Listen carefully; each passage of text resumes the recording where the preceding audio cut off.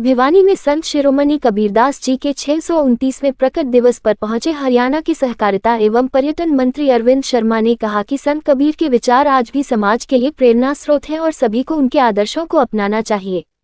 मंत्री ने बताया कि नई राष्ट्रीय सहकारिता नीति के तहत अब पैक्स के माध्यम से पेट्रोल पंप, गैस वितरण, जनौषधि केंद्र, कम्युनिटी सेंटर और वेयरहाउस जैसी सुविधाएं भी विकसित की जाएंगी। साथ ही टिकताल, यादवेंद्र गार्डन और मोरनी हिल के जीर्णोद्धार तथा राखीगढ़ी सभ्यता के संरक्षण का कार्य भी तेजी से किया जाएगा। एथेनॉल मिश्रण, राम मंदिर चोरी मामले और एसआईआर पर भी मंत्री ने सरकार का पक्ष रखते हुए कहा कि सभी कार्य नियमों और पारदर्शिता के साथ किए जा रहे हैं। भिवानी से मिंटू सैनी की रिपोर्ट। डीएससी यूथ ब्रिगेड भाई धर्मवीर डाबला के नेतृत्व में भाई संदीप जो है खरखिया और हमारे विधायक जी घनश्याम सराफ जी, हमारे दूसरे विधायक कपूर जी भवानी खेड़ा से, भाई वीरेंद्र कौशिक जी हमारे जिला अध्यक्ष, और भी पवार साहब, कुमार साहब, और सभी मिलकर के पूरे, वैसे तो हरियाणा भिवानी जिले का है लेकिन हरियाणा के कोने कोनों से लोग बाग यहाँ पर पहुंचे हैं डीएससी समाज के। और आज 629वां प्रकट दिवस संत कबीर दास जी महाराज जी का आज जो है मना रहे हैं। 29 तारीख 28 तारीख को हरियाणा के मुख्यमंत्री, हमारे मुख्यमंत्री नायब सिंह सैनी जी ने अपने निवास स्थान कबीर कुटीर पर इसको जो है बहुत धूमधाम से कबीर साहब का प्रकट दिवस मनाया था 28 जून को।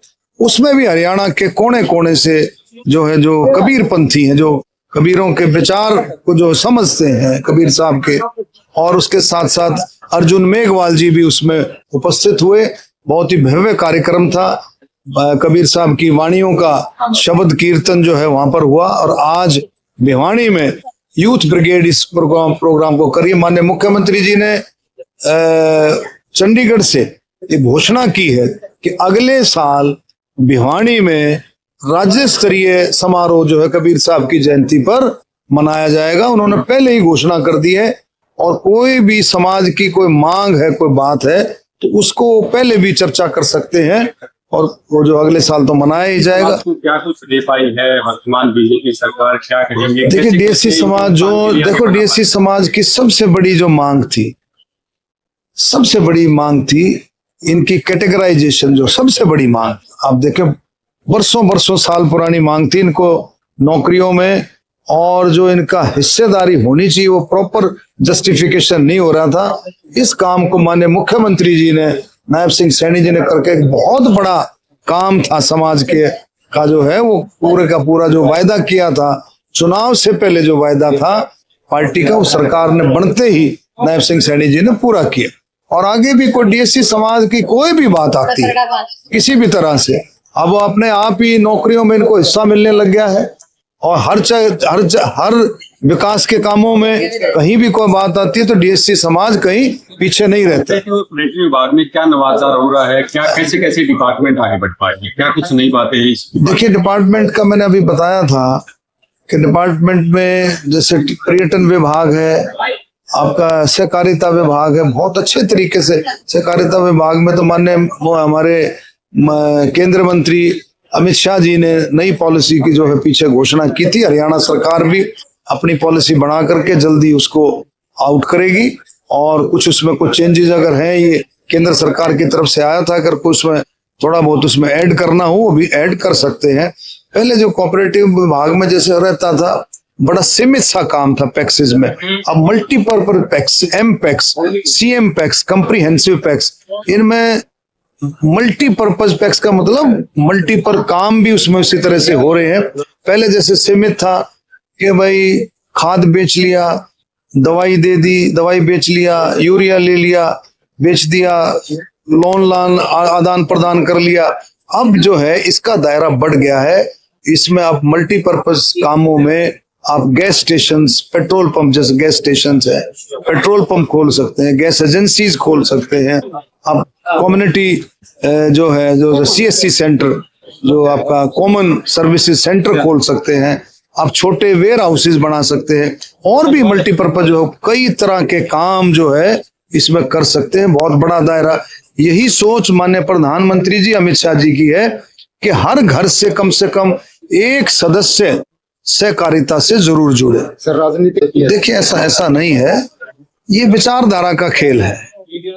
अगर कोई आदमी किसी पार्टी में है और उसकी पर वो सफोकेटेड महसूस करता है, उसकी विचारधारा नहीं काम कर रही है, तो वो आजाद है, वो कहीं भी जा सकता है, जरूरी नहीं। आरोप लगता है कि खरीदा जाता है, नहीं ऐसा कुछ दबाव डाला नहीं। ऐसे विपक्ष का काम, ये कांग्रेस जो काम बनाती है, माहौल करती है, ये झूठा नैरेटिव सेट करने का काम है, उसका कोई काम नहीं।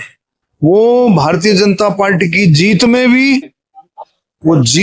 भी ऐसे पॉइंट्स निकालती है कि ऐसे सेट करती है, उस अपनी हार में अपनी कमजोरियां नहीं ढूंढती कि हम हारे क्यों हैं, उस पर एनालिसिस नहीं करती, लेकिन भारतीय जनता पार्टी की जीत में कमियां निकालती है। तो इनका विपक्ष का काम अलग अलग नैरेटिव सेट करने का। मिशन 360 को लेकर, यानी कि परिसीमन को और जो बिल है मनसा बीजेपी, उसके लिए 360 सांसद उठाना चाहती है, इसी के लिए उसको थोड़ा सा। वो देखो सुनो, ऐसा नहीं है। जो भारतीय जनता पार्टी की जो देश की विचारधारा से और जो महिलाओं का सम्मान करता है, महिलाओं का जो सम्मान करता है, उसमें किसी का जो मन करता है तो भारतीय जनता पार्टी की विचारधारा से जुड़ सकता है।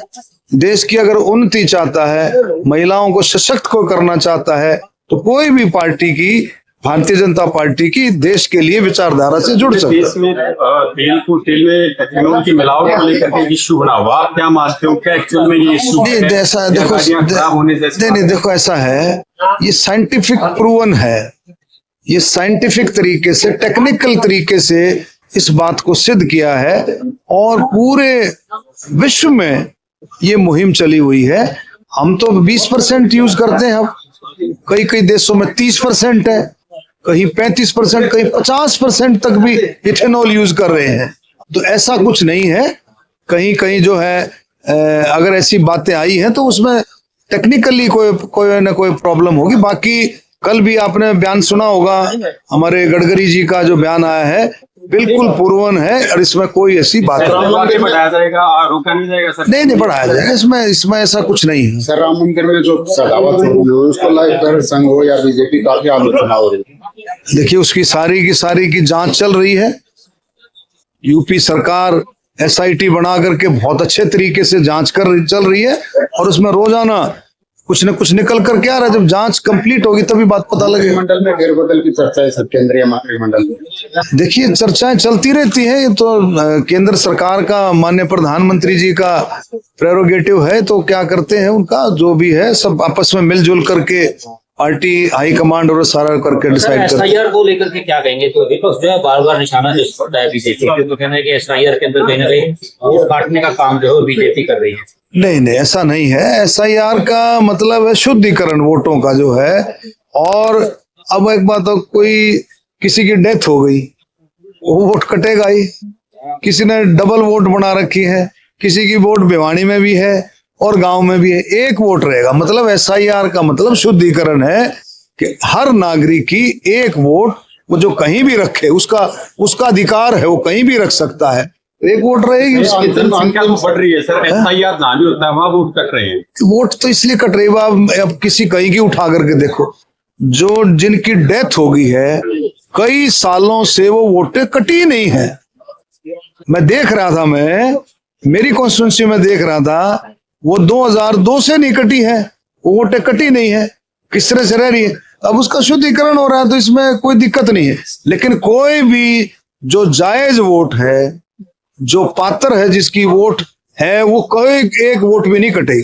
सर रेवाड़ी में CM गए थे, वहां पर जो है सभी जो बीजेपी के MLA हैं, उन्होंने एक तरह से बहिष्कार कर दिया। क्या पार्टी इस पर एक्शन ले? नहीं बहिष्कार नहीं है, वो मुख्यमंत्री जी गए थे। वो हो सकता है, वो विधायकों के अलग अलग, अभी कपूर सिंह जी हैं हमारे विधायक, 4 दिन में जयपुर से आए हैं, तो कमेटियां और समितियां की बैठक चलती रहती है, तो कोई ऐसी बात नहीं। धन्यवाद।